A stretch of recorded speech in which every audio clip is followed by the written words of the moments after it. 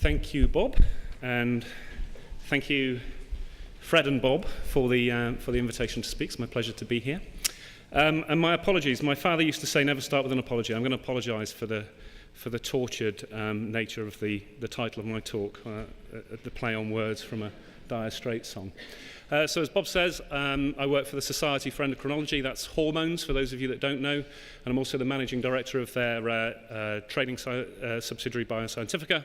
And if you want to tweet at me, actually, I've been having trouble with Twitter today, but you can tweet comments, good, bad, or indifferent, at that address. So Klaus made this point for me. Free money is available from governments. If you didn't know that already, you just have to fill out an application form. That's probably the shortest one we've ever seen, but it's there. And you care about this because research funding correlates with impact factor ranked article output. I'm slightly hesitant putting this slide up after we've seen some of the correlations that Kent just showed, but I've very carefully chosen my data to show this correlation, and you can see here that the research article output in science and engineering from these three countries correlates quite nicely with the gross expenditure on research and development. But it's also important because of the first point that Kent made, and that is because academics' biggest problem is research funding. So if you work with learned societies, their members, who are also your authors and your referees and your editors, and just about everyone that you deal with, they all care about funding. Even the general populace, the great unwashed, even they care about funding. An Ipsos Mori poll a couple of years back said that 79% of the public agree that even if there's no immediate benefits, research which advances knowledge should be funded by the government. That's astounding. When you think of the context, this is a UK survey. We're in the midst of austerity after the 2008 credit crunch. But research drives innovation, and innovation drives the economy. So I want to throw a few figures at you from studies which I have to admit I have not read the detail of. I'm taking the sound bites. But these are reasonably well entrenched statistics. So the first one on productivity, that every pound spent by the government on research and development increases private sector productivity by 20%, by 20 pence in perpetuity. Every year you get that 20% benefit. The UK government itself, the Department for Business, Innovation and Skills, reported that they attribute 51% of productivity growth between 2000 and 2008 due to innovation, and innovation is driven by, you guessed it, research funding. There's an economic benefit. So public investment in science delivers strong returns to the economy of at least 20% per annum again. And that's a recurring benefit, as is this. So for every pound spent on cancer research in the UK, the health benefits derived from that are equivalent to around 10 pence per year, and there's an additional benefit of 30 pence. Now, I'm throwing out these stats, but I would issue a slight word of warning into how these are interpreted. This study was specifically done on cancer research in a report that was titled Medical Research, What It's Worth. And I've seen this actually attributed both to the whole of science, same figures, and indeed to all research, humanities and social sciences as well. So we do need to take these things with a pinch of salt, but there does seem to be some evidence there. And here's a graphic from Cancer Research UK that was produced on the back end of that study. And if the UK government gets a return of 3.5 pence on every pound it invests, it's seen as a good investment. So how great an investment is something which delivers 40 pence a year, and by the way, it saves lives. Finally, I think on this, private follows public. So for every pound spent on public funding, research generates between £1.13 and £1.60 of private investment. And that's even been picked up by the Minister for Science in his oral evidence to the House of Commons Select Committee on the Comprehensive Spending Review. He quoted almost exactly those figures, that between £1.30 and £1.59 of private investment gets crowded in. This is a no-brainer, right? Investing in science is a good thing. I should say, I mentioned the correlation between research article output and research funding. I'm not saying, actually, that more and more research articles is necessarily a good thing. We can argue about that. I'm also not arguing that the research expenditure is spent in the best way, but what I am saying is that there are benefits derived from increased research expenditure. So, here it is. This is some NSF data. Their most recent report finishes at 2011, so that's why the graph stops there.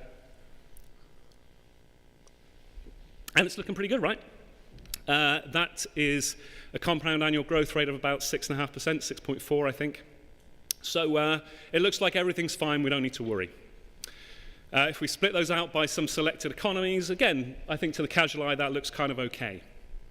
But if you strip out South Korea, Japan, and China, well, it looks rather different. These are the established economies in Western Europe and in the United States, and it looks pretty flat. Less good news.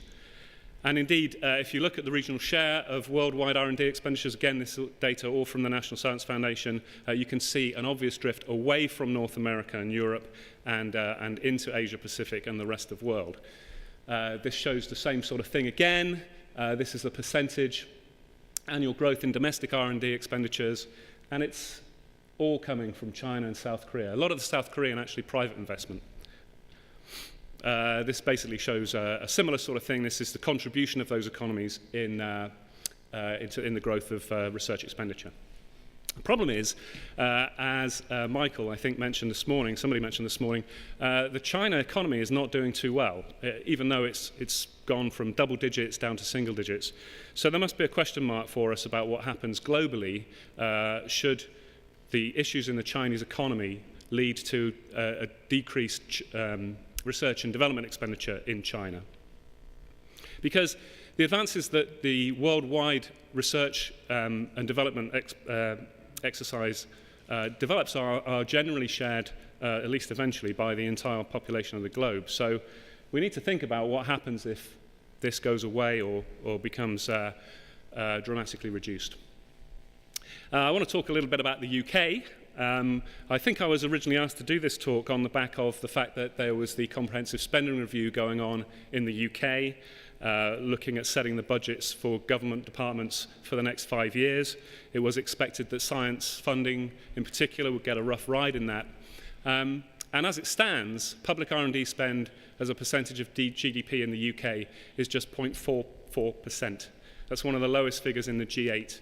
And the total R&D expend is about 3 times that, about 1.5%, but the EU target is 3%, so the UK is well off the curve. And it's following, the current government is following 2 lines of austerity and productivity.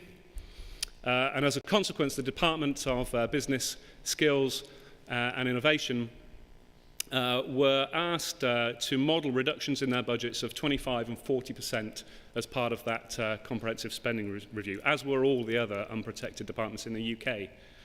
And there was a headline that this man, George Osborne, the UK Chancellor, had achieved cuts, had secured deals from the ministers responsible for 30% cuts across the board.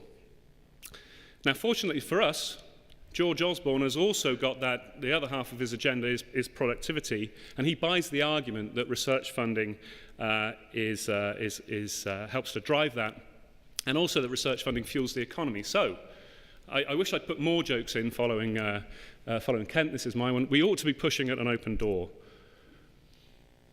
But what we need is a clear, concise, well-argued message, and just like anything where you want to make an influence, you've got to be united and unified behind that message. So, here was a piece of advocacy work that was actually coordinated by the Wellcome Trust. We had an open letter. Around 200 organisations signed that letter, and it was published in the London Times. Now, that was lauded as a good piece of advocacy work. But then I started thinking, actually, 200 organisations across the thousands of organisations in the UK alone that work in the life sciences and biotechnology does not seem like a terribly good return. So I have to ask myself, why weren't more organisations behind that message? Because there's a question mark about what will happen to the continued global research funding if we don't all advocate for it within our own countries and our own constituencies. So, in a sense, this is a call to action that we need to do something. One of the things you can do for the publishers in the room is you can join your trade associations. The trade associations do great work representing us. Also, there are a number in science a number of other umbrella organisations that can help coordinate responses and argue our corner. I do appreciate that these things cost money. It costs money to join trade associations, and I have to admit that my own organisation is not a member of all of these organisations, nor is it active in all of these. So we need money, but more importantly than that, we need bandwidth, because it's also really important that we engage with these organisations. If your representative organisations are not saying what you want them to say, the way to change that is not to not be members, it's to engage with those associations and make sure that they are representative, that they are telling a story that you agree with.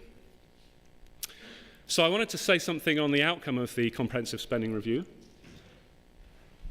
As I say, I think that was originally part of the reason for me being invited to speak. Sort of, unfortunately, from my point of view, what happened was the government found $27 billion basically down the back of the sofa right before the comprehensive spending review was announced. They found that because of projected lower interest rates on their loans and because of expected increased tax receipts from existing taxation.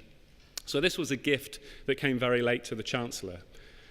And as a result, the comprehensive spending review was actually more palatable, I think, for science than people were expecting. So it turns out that the science budget is protected in real terms for this Parliament. That's up to 2020. That equates apparently to an increase of $4.7 billion. Those are government figures. I did read somewhere that those increases were tied to projects which were in support of overseas development aid. Some of you in the room may know more about that than I do, because I haven't seen a follow-up on that. It's basically been seen by many as a good settlement, but not a great one. And it's worth pointing out that the science budget is smaller than it was in 2010 and will continue to shrink as a fraction of GDP and per capita. But science didn't do too badly as a result of the money that was found down the back of the sofa, but that's not an accident. That is a result of lobbying and advocacy work and people telling the government and driving home the benefits of that research. So it's really important that we continue to do that stuff. So Sir Paul Nurse, who's the President of the Royal Society, had this to say about the Comprehensive Spending Review settlement. The last 5 years have seen cuts to the science budget of around $1 billion. So protection is welcomed, but the settlement does, however, still leave us behind our competition in terms of the percentage of GDP we spend on research. So I think this is a big issue for the UK. So I just wanted to finish with my takeaways. I think research funding is important to almost everyone. It's almost certainly important to you. You shouldn't miss an opportunity to be an advocate on behalf of increased public funding. And please, it's not someone else's problem. We may look at the world and think that it's fine because China's driving the research economy globally. That may not always be the case. If we are going to influence, we do need to have those clear, concise messages and to be unified behind that. I think that's true whatever we're advocating on behalf of. It's something that the publishing industry, frankly, has not been good at in the past. We've tended to fragment around particular arguments and, well, I don't think that statement goes far enough, or I think it goes too far.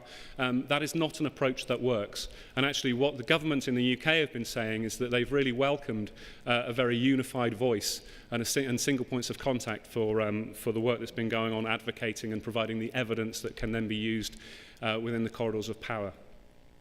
So I would urge you to join trade associations and your umbrella organisations, but also, as I say, engage with them to ensure that they are representing you.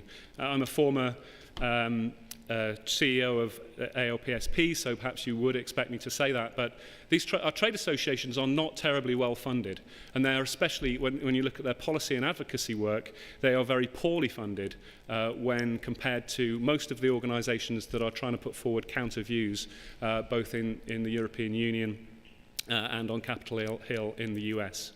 In order to provide a unified message, I think we do need to be prepared to compromise and to take collective responsibility. Thank you very much.